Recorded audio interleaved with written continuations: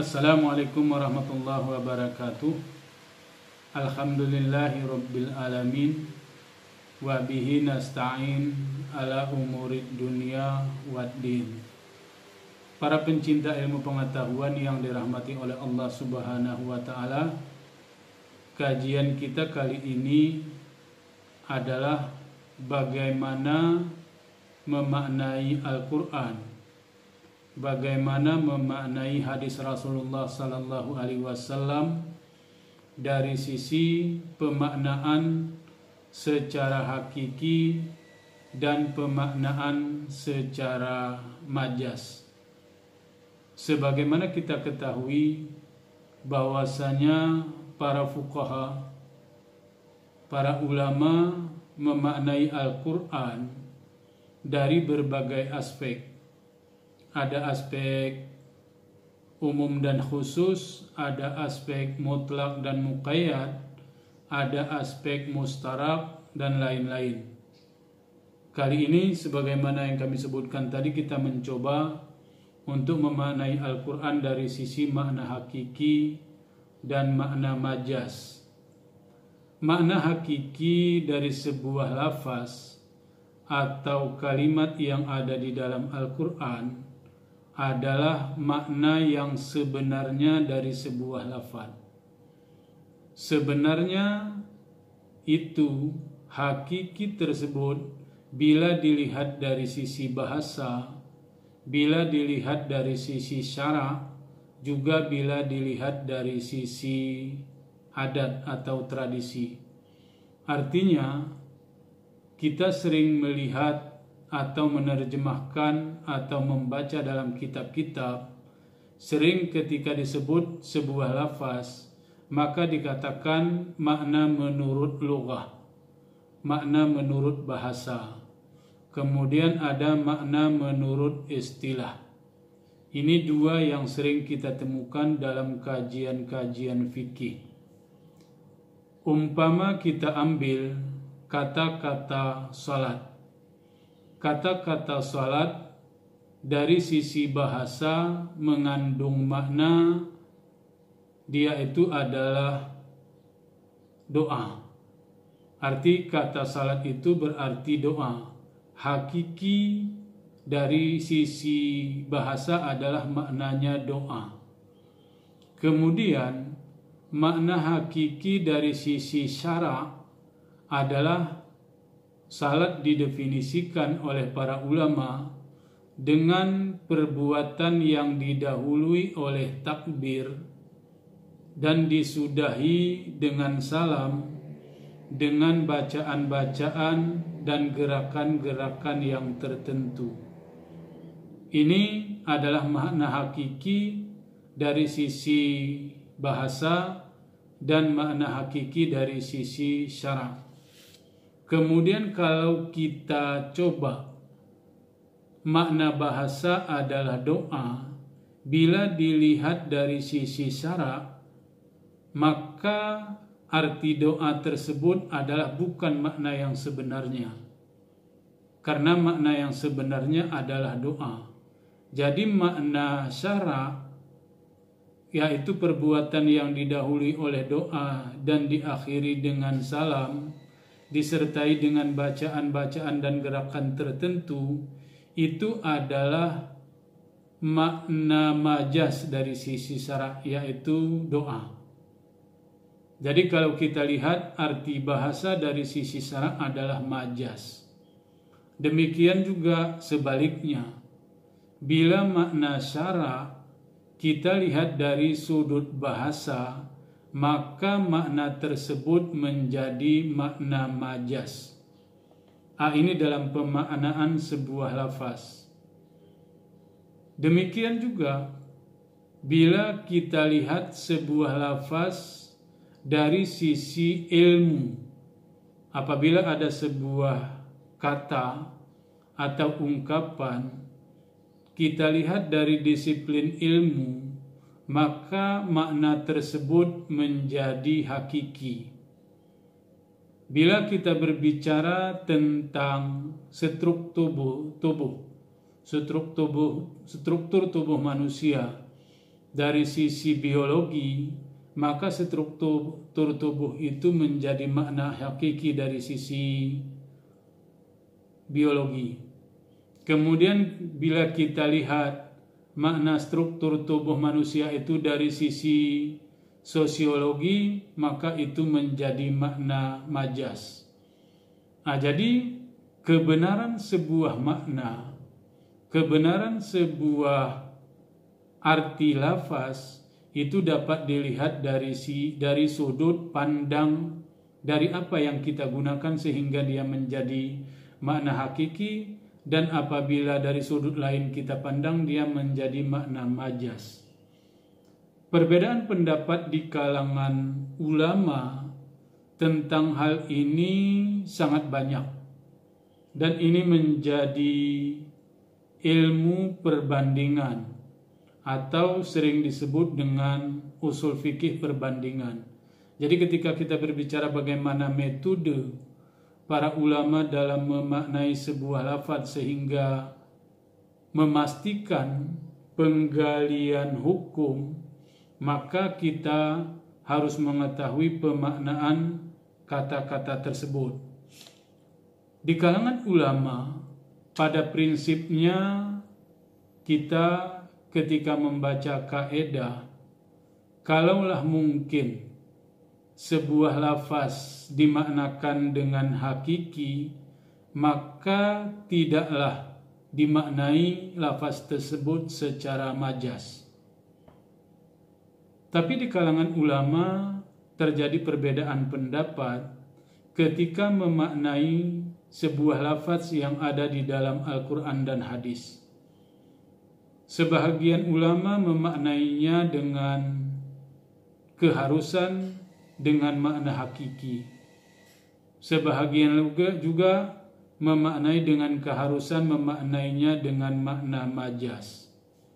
Dan juga terkadang pemaknaan itu boleh jadi harus dimaknai dengan hakiki dan makna majas dalam sebuah lafaz. Ini sebagaimana yang saya sebutkan tadi menjadi lapangan, menjadi majal untuk dilaksanakan sebuah ijtihad. Kita ambil tadi contoh salat yang kita maknai dari sisi bahasa, artinya adalah doa. Salat dari sisi istilah adalah perbuatan yang didahului oleh takbir, disudahi oleh salam, dan diselingi oleh perkataan atau ucapan atau bacaan dan gerakan tertentu. Kemudian juga kita sering memaknai kata-kata salat dari sisi adat, dari sisi budaya dengan kata-kata sembahyang. Artinya sembahyang itu adalah sebuah makna, kalau bisa kita katakan, untuk memahami kata-kata salat.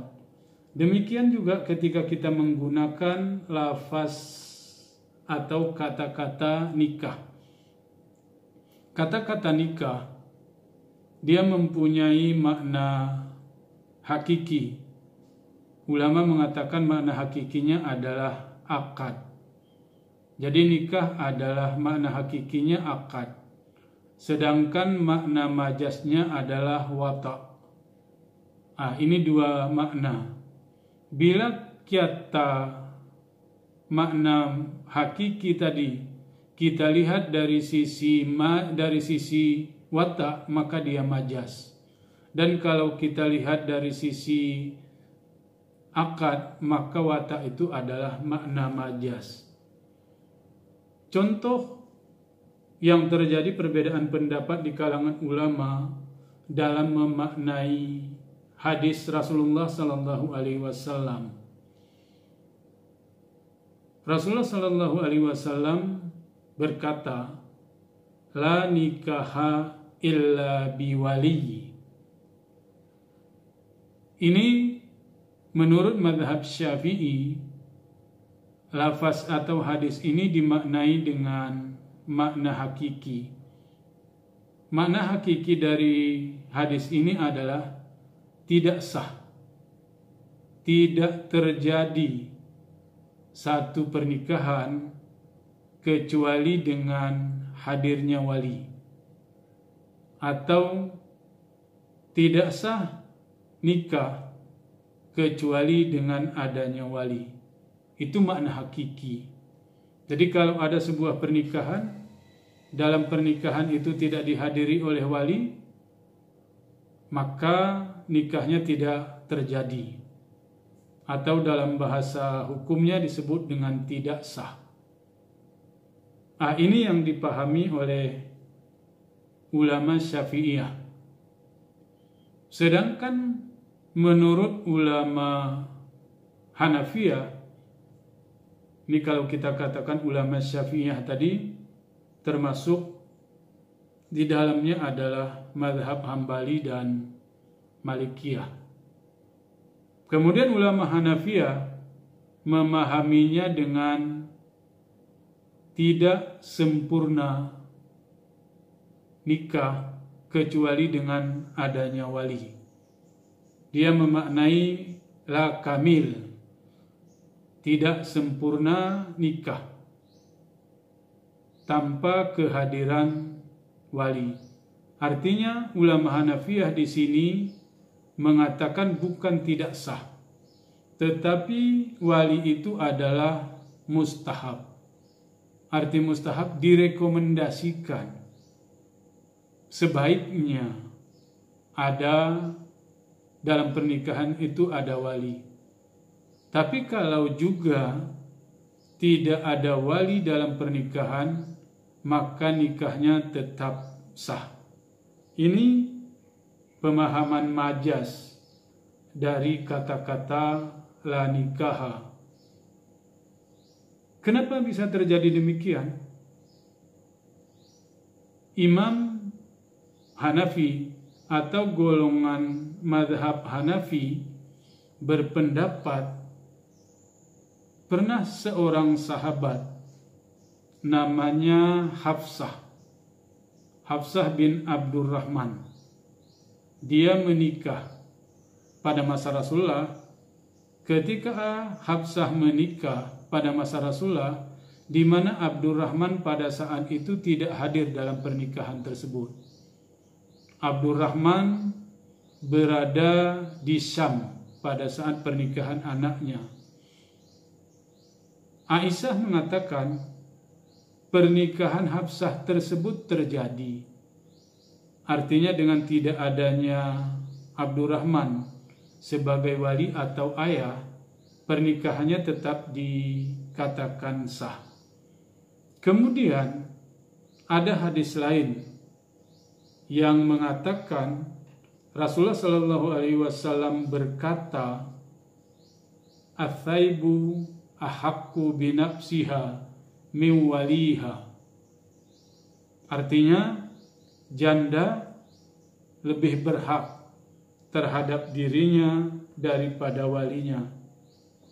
Artinya janda kalau dia ingin menikahkan dirinya, janda kalau menikahkan dirinya tanpa adanya wali, maka pernikahannya tetap sah. Karena janda lebih mengetahui tentang dirinya daripada walinya. Sehingga menurut madhab Hanafi, alasan la nikah illa biwali dimaknai dengan nikah tidak sempurna kecuali dengan wali adalah tepat. Contoh lain mengatakan, atau hadis lain mengatakan, laisa lil wali ma'athaibi amrun. Tidak ada atau tidak seharusnya atau wali tidak mempunyai hak terhadap pernikahan janda. Dalil-dalil ini digunakan oleh madhab Hanafi sebagai alasan bahwasanya makna hadis tersebut di atas tadi dimaknai dengan makna majas. Sedangkan madhab Syafi'i sebagaimana yang kita katakan tadi memaknainya dengan makna hakiki. Contoh lain, kita bisa munculkan atau bisa kita sebutkan dalam kajian ini adalah kata-kata atau ungkapan Rasulullah sallallahu alaihi wasallam, la salata liman lam yaqra bi Fatihatil Kitab. Hadis ini juga dimaknai oleh Syafi'iyah dengan kata atau dengan makna tidak sah salat bagi orang yang tidak membaca Fatihah. Setiap salat apapun namanya, baik dia salat fardu, salat sunat, salat janazah, atau mau bilang apapun namanya salat, tidak sah tanpa membaca Ummul Quran atau Ummul Kitab. Tidak sah menurut mazhab atau Syafi'iyah yang mengatakan demikian.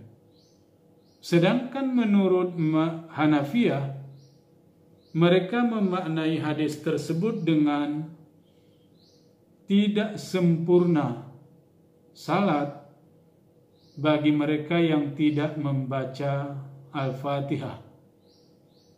Artinya, salat tetap terjadi, salat tetap ada, salat boleh atau sah walau tidak membaca surat Al-Fatihah.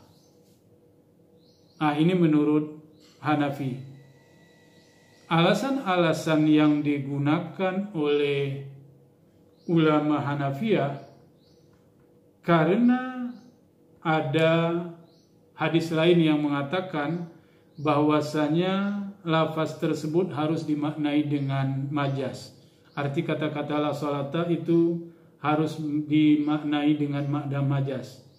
Ada sebuah ungkapan yang menunjukkan harus dimaknai dengan majas, yaitu kata-kata la salata li jaril masjidi illa fil masjid. Artinya tidak sempurna salat bagi mereka yang tinggal di sekitar masjid kecuali di dalam masjid salatnya. Ini artinya kalau diartikan tidak sah salat bagi orang-orang yang tinggal di sekitar masjid, artinya tidak boleh, tidak diterima salatnya kalau dia salat di rumah. Tetapi yang dimaknai dalam salat ini adalah, dimaknai di sini adalah salat berjamaah.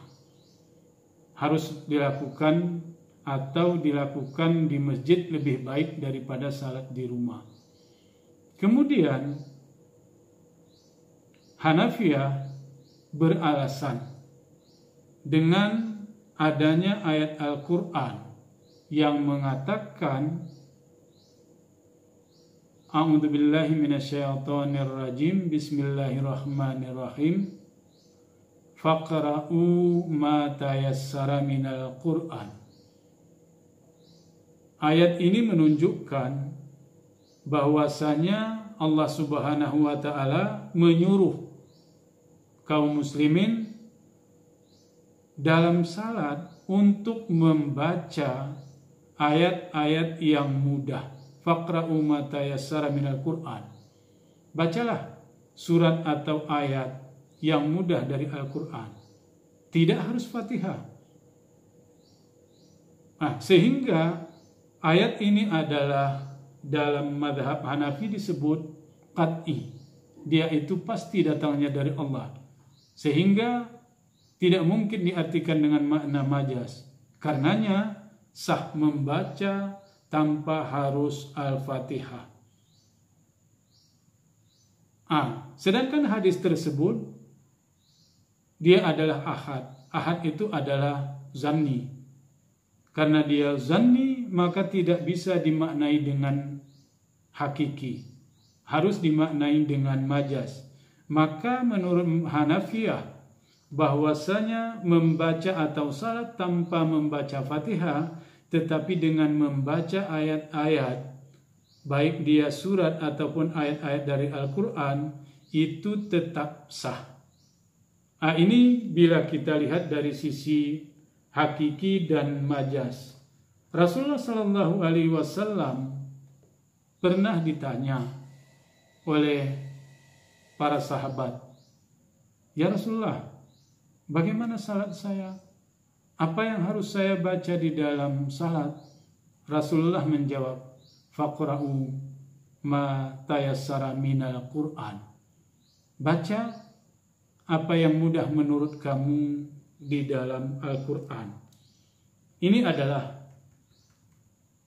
makna atau pemahaman hukum yang digali oleh ulama mazhab dari Al-Quran dan hadis dengan menggunakan metode hakiki dan majaz. Mudah-mudahan ada manfaatnya. Saya akhiri. Assalamualaikum warahmatullahi wabarakatuh.